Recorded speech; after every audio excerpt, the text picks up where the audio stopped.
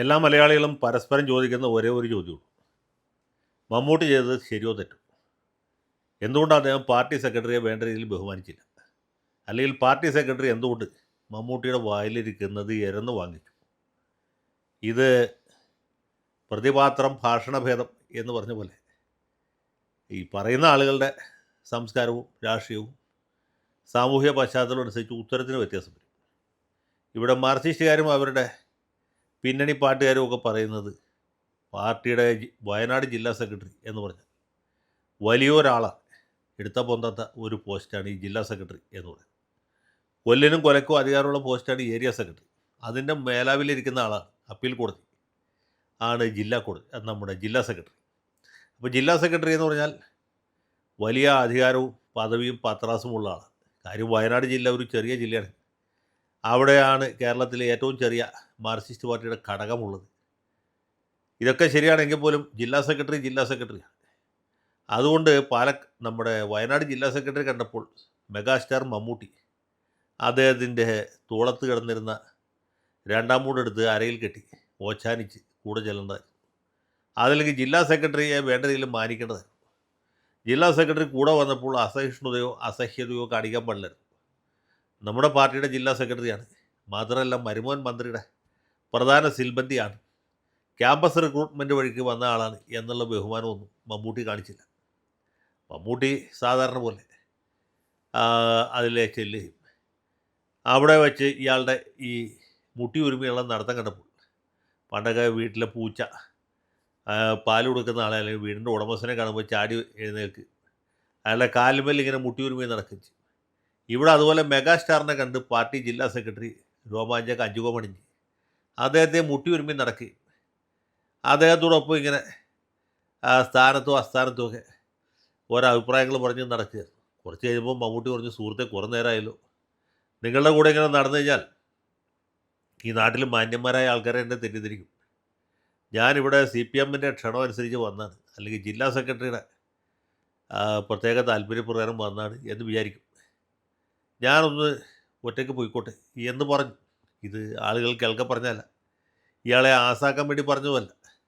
ഇത് കേട്ടപ്പോഴും സെക്രട്ടറി ഒരു ഇളിഭ്യ ചിരിയോടുകൂടി നിൽക്കുന്നതാണ് നമ്മൾ കാണുന്നത്.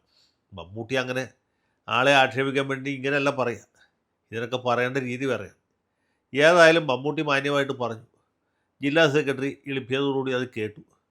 കൂടെ ഉണ്ടായിരുന്ന ഏതോ സാമദ്രോഹികൾ അത് വീഡിയോ എടുത്ത് വൈറലാക്കി. വീഡിയോ കണ്ടവരുടെ അവരവരുടെ അഭിപ്രായ പ്രകടനങ്ങളുമായിട്ട് മനോധർമ്മ പ്രകടനങ്ങളുമായിട്ട് രംഗത്ത് വന്നു. പാർട്ടി ജില്ലാ സെക്രട്ടറിയോട് ഇങ്ങനെയാണ് പെരുമാറേണ്ടത്. ജില്ലാ സെക്രട്ടറി വെച്ചാൽ എത്ര വലിയ ഉത്തരവാദിത്തമാണ്. മാത്രമല്ല ഈ ജില്ലാ സെക്രട്ടറിയുടെ നേതൃത്വത്തിലാണ് ഇവിടെ ഇത്ര വലിയ ശ്രമദാനം നടന്നു. ഈ വയനാട്ടിലൊരു ടൗൺഷിപ്പ് ഉണ്ടാക്കി ദുരന്തബാധിതർക്കും അവരുടെ കുടുംബാംഗങ്ങൾക്കും താമസിക്കാൻ വേണ്ടി വിട്ടുകൊടുത്ത്. എന്നിട്ട് ഇങ്ങനെയാണോ പെരുമാറുന്നത് എന്ന രീതിയിൽ കേരളം സത്യം പറഞ്ഞാൽ നെടുകെ രണ്ടായി പിളർന്നു. മമ്മൂട്ടിയെ അനുകൂലിക്കുന്നവർ, സെക്രട്ടറിയെ അനുകൂലിക്കുന്നവർ. പറഞ്ഞാൽ വിശ്വസിക്കില്ല. നമ്മുടെ മീഡിയ വൺ ചാനലിലെ ദാവൂദ് വരെ സെക്രട്ടറിയുടെ പക്ഷം ചേർന്ന് മമ്മൂട്ടിയെ കുറ്റം പറഞ്ഞു. ദാവൂദ് സാഹിബിൻ്റെ അഭിപ്രായത്തിൽ ഒരു പൊതുപ്രവർത്തകൻ എപ്പോഴും ഒരു പണത്തൂക്കം മുമ്പിലാണ് ഒരു സിനിമാ നടനെ കാണും എന്നാണ്. ഇത് മമ്മൂട്ടി ആയതുകൊണ്ടാണ് ദാവൂദ് ഇങ്ങനെ പറഞ്ഞത്. സുരേഷ് ഗോപി ആയിരുന്നെങ്കിൽ ദാവൂദിൻ്റെ സ്വരം എന്തായിരിക്കും, അദ്ദേഹത്തിൻ്റെ മുഖഭാവം എന്തായിരിക്കും എന്ന് നമുക്ക് ഊഹിക്കാവുന്നു. എന്തുവാട്ടെ, മമ്മൂട്ടിയോട് പോലും ദാവൂദ് പ്രത്യേകിച്ച് ഒരു താല്പര്യം കാണിച്ചില്ല. അങ്ങനെ ദാവൂദ് അടക്കം സെക്രട്ടറിയുടെ ഭാഗം ചേരി മമ്മൂട്ടിയെ കുറ്റം പറയിച്ചു. പക്ഷേ ഈ നാട്ടിൽ അരിയാഹാരം കഴിക്കുന്ന ആളുകൾക്കറിയാം ഈ നേതാക്കന്മാർ എന്തിനു വേണ്ടിയാണ് പുറകെ നടക്കുന്നത്, എന്തിനു വേണ്ടിയാണ് ഈ ഫ്രെയിമിൽ വരാൻ വേണ്ടി ഉന്തും തള്ളും നടന്നത് എന്നുള്ളത്. ഇതൊക്കെ കോൺഗ്രസ്സുകാരുടെ ഒരു കൾച്ചറാണ്. CPMകാർ ഇങ്ങനത്തെ കച്ചറക്കൊന്നും പണ്ട് പോകാറുണ്ടായിരുന്നില്ല.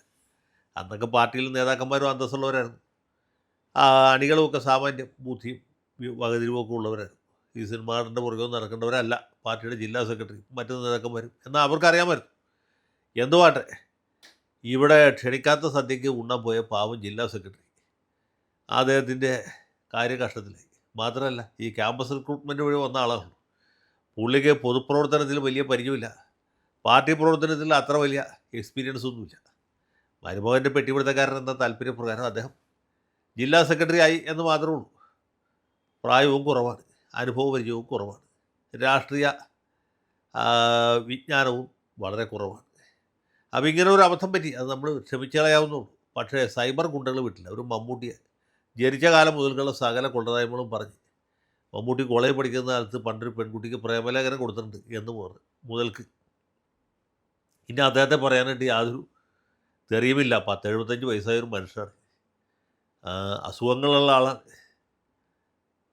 സ്വന്തം പാർട്ടി ചാനലിൻ്റെ ചെയർമാനാണ് എന്ന പരിഗണന പോലും ഇല്ലാതെ ഈ ജില്ലാ സെക്രട്ടറിയുടെ ഫാൻസ്, സൈബർ ഗുണ്ടകൾ, കടന്നലുകൾ എന്നൊക്കെ പറയുന്ന അലവലാദികൾ പൂർണ്ണമായിട്ടും മമ്മൂട്ടിക്കെതിരായിട്ട് തിരിഞ്ഞ് പുള്ളി ഒരു വഴിക്കായി കളയാം എന്നാണ് വിചാരിച്ചിട്ടുള്ളത്. ഇനി നിങ്ങളൊന്ന് ആലോചിച്ച് നോക്കൂ, ഈ സൈബർ കടന്നലുകൾ എന്ത് പറഞ്ഞാലും മമ്മൂട്ടിക്ക് വല്ലതും പറ്റും? പുള്ളി ആരാണ്? മമ്മൂട്ടി ആരാണ്? ജില്ലാ സെക്രട്ടറി ആരാണ്? ഈ തെരഞ്ഞെടുപ്പ് കഴിയുമ്പോൾ നമ്മുടെ പാർട്ടിയുടെ അവസ്ഥ എന്തായിരിക്കും? ഇപ്പോഴത്തെ നിലയ്ക്ക് ഒരു 110 സീറ്റ് UDFനും 30 സീറ്റ് LDFനും കിട്ടാനാണ് സാധ്യത. ഇനി മമ്മൂട്ടിയെ തെറി പറയാൻ കൂടി തുടങ്ങിക്കഴിഞ്ഞാൽ അത് 110-ൽ നിൽക്കുകയില്ല എന്നാണ് എനിക്ക് തോന്നുന്നത്. ഏതായാലും തെറി പറയുന്നവരെ നിർത്തണ്ട. ഈ പരിപാടി അനവരതം തുടരുക. നിങ്ങളുടെ ആവിഷ്കാര സ്വാതന്ത്ര്യത്തിൽ ഇടപെടാൻ നമുക്ക് ആർക്കും ഒരവകാശവുമില്ല. നിങ്ങളെ കൂടി ഈ പാർട്ടിയുടെ കുഴി കുഴിച്ച് അതൊരു പരുവത്തിലാക്കി വെച്ചേക്കാണ്. ഇനി ഒരു മീസാങ്കല്ലും കൂടി കൊണ്ടുവരേണ്ട താമസമുള്ളൂ. അതിനുവേണ്ടിയാണ് നമ്മൾ കാത്തിരിക്കുന്നത്. ഏതായാലും കേരളത്തിൽ ബംഗാൾ ആവർത്തിക്കും എന്ന് പണ്ടൊക്കെ സഖാക്കൾ മുദ്രാവാക്യം വിളിച്ചപ്പോൾ നമ്മളത് വിശ്വസിച്ചിരുന്നില്ല. കേരളം ഞങ്ങൾ ബംഗാളാക്കും എന്ന ആവേശത്തോടി മുദ്രാവാക്യം വിളിക്കുന്നത് ഞാൻ കേട്ടിട്ടുണ്ട്. എത്തപ്പൈക്കാരും DYFIക്കാരും ഒക്കെ. അന്നത്തെ എത്തപ്പൈക്കാരും DYFIക്കാരൊക്കെ ഇപ്പോൾ പ്രായമായി, തല നിറച്ച് കഷണ്ടി കയറി ചിലരൊക്കെ മണ്ണിൻ്റെ അടിയിൽ പോയി. ഇപ്പോഴാണ് ശരിക്കും കേരളം ബംഗാളാവുന്നത്. ഈ പോക്ക് പോയാൽ ബംഗാളാകാനായിട്ട് വലിയ താമസം ഉണ്ടാവില്ല. അപ്പോൾ നമുക്ക് ബാക്കി കാര്യങ്ങൾ ബംഗ്ലാ ഭാഷയിൽ സംസാരിക്കാം. ലാൽ സലാം.